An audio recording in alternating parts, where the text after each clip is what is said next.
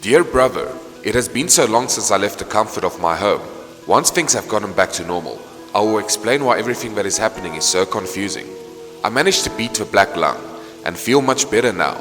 Living in the wild is not as great as it sounds, especially since I left home when the rain season started.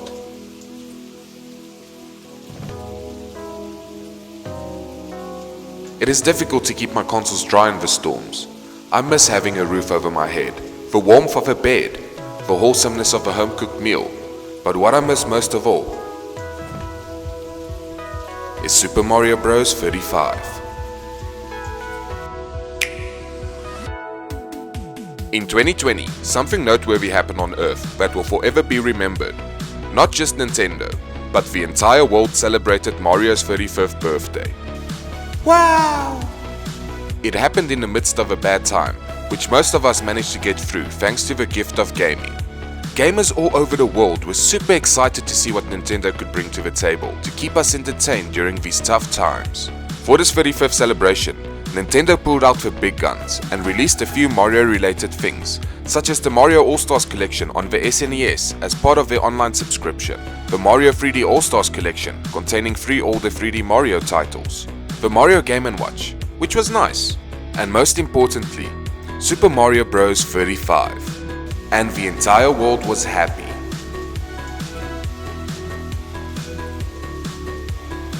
Except for, the ligma that was going around. Everything was upside down.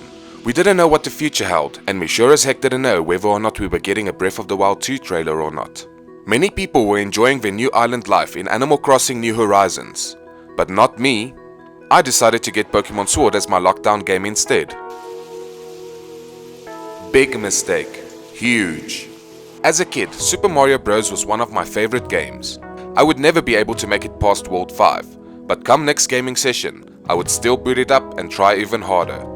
I might have played it that much because it was one of the few games we owned, but out of all the games we had, it still managed to leave an impression on me. So much that to this day, this guy still gives me anxiety. I never got to play Super Mario Bros. 2 or 3 as a kid, although I admired them in the shops. So when the Mario All-Stars collection released on the SNES as part of the celebration, I gave them a try, and my verdict was, I still love it. Why do you want to kill me? Who the hell are you, and what are you trying to do? Meh. It's not that I didn't like Super Mario Bros. 3, it just wasn't my cup of tea at that time. Basically, I wanted to play Super Mario Bros. Again because I liked the level designs more.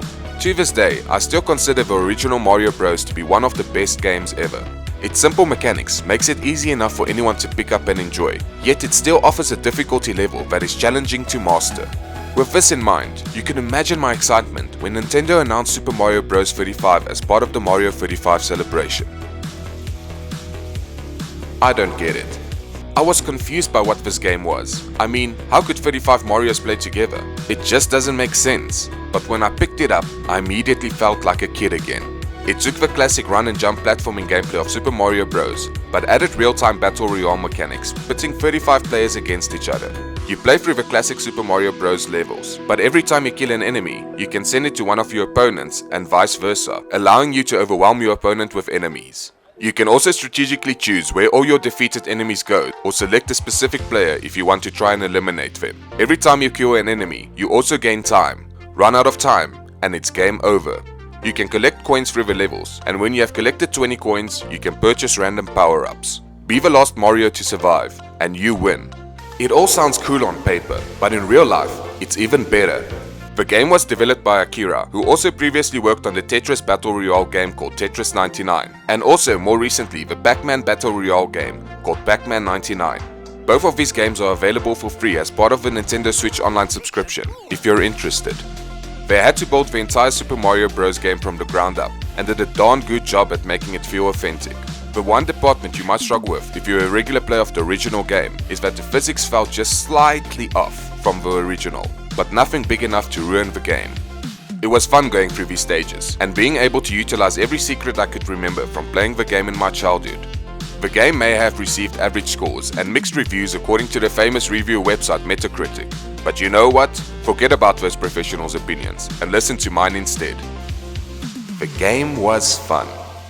It might not have been the most balanced battle royale game experience, and had certain exploits that helped some people win game after game, but at its core, it was a fun competitive game that you could quickly pick up and play when you had a small window of time available, or you could even just chill out with it for hours. The game was released for free on the 1st of October 2020 as part of Nintendo's online subscription, with one catch. The game was set to only remain playable until the 31st of March 2021.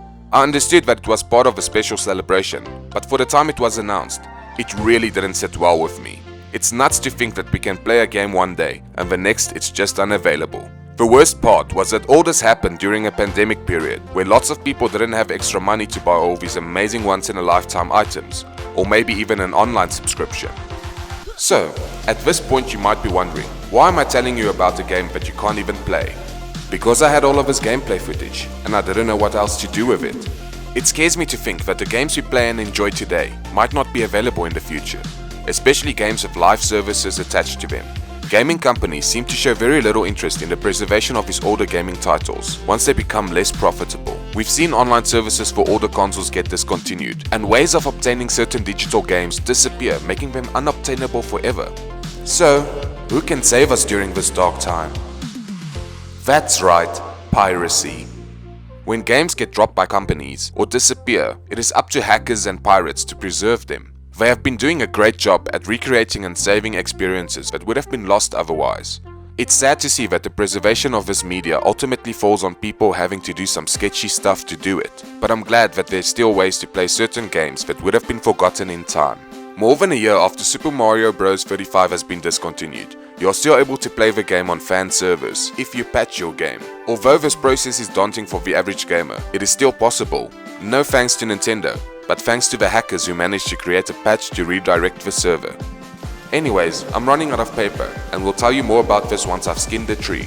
I have no idea how I'm going to get this letter to you, but I do hope that you take precautions to preserve your digital games the best you can. Also, I've mentioned this before, but you can still purchase the Mario Game & Watch and the Super Mario 3D All-Stars collection at popular retailers in my country a year after it has been discontinued. PS. Send my regards to Joe.